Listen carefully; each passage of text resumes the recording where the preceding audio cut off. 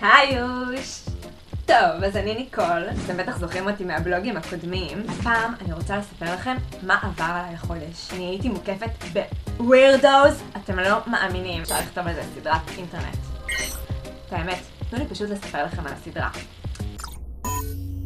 אז ככה, תיכון, כיתת יזמים צעירים. יונה, המורה, מגוחכת כתמיד, נכנסת לכיתה ומתחילה לספר לנו על איזה פרויקט, אני לא ממש הקשבתי. ואז פתאום נכנסים לכיתה גבר ואישה, לבושים בבגדי עסקים כאלה, חיים בסרט. קיצור, הם מספרים לנו שהם מאיזה חברת סטארט-אפ שקר כלשהי, ושאנחנו צריכים להתחלק לשלישיות ולהמציא איזה אפליקציה, או איזה משהו שיכול לשנות את פני החינוך בארץ. ומי שיזכה יקבל 5,000 שקל. כאילו שזה בכלל אפשרי, הסתכלו על יונה. תלמידים!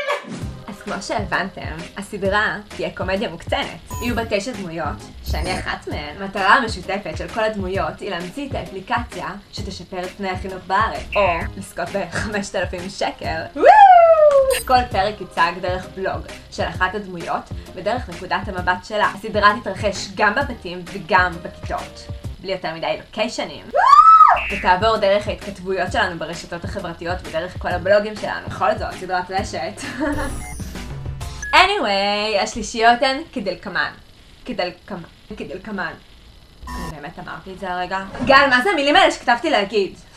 קיצור. השלישייה הראשונה היא אני, זיתים והבחור הגבוה. זיתים הוא יצור עם ביטחון עצמי מופרז, חנון אש. אבל בואו נדע בזה, חנונים הם העשירים של העתיד. קיצר, יש לו קטע כזה שהוא אוהב להכין מלא סנדוויצ'ים עם זיתים ואז לזרוק את כולם. הבחור הגבוה, אף אחד לא באמת יודע איך קוראים לו, אז פשוט כל פעם קראנו לו לפי שם אחר של שחקן כדורסל. לקראת סוף החודש, בקי נדלקה. מעניין אם הם עדיין ביחד.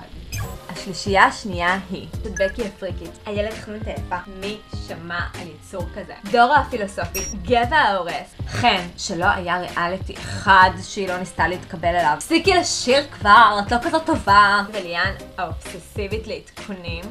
ליאן, מה את עושה פה? את גונבת לי את הרעיון? לא, אני התקלקל לי מחשב, הייתי חייבת להיכנס למאקו. אז זהו, אלה כל היצורים שהייתי צריכה לסבול החודש. ושאתם הולכים לסבול מעכשיו בסדרה. העלילה היא בעצם התחרות בין כל השלישיות המוגזמות האלו. למשל, פעם אחת התקנו בלי פאקינג רעיון, אז היינו צריכים לפרוץ לדירה של גבע. ההורים שלו עשירים ויש להם בריכה. קיצר, איך שהגענו, אנחנו רואים את הבנות החצופות האלו. ניסינו להקדים אותם, ואז דורה זרקה אותי לבריכה.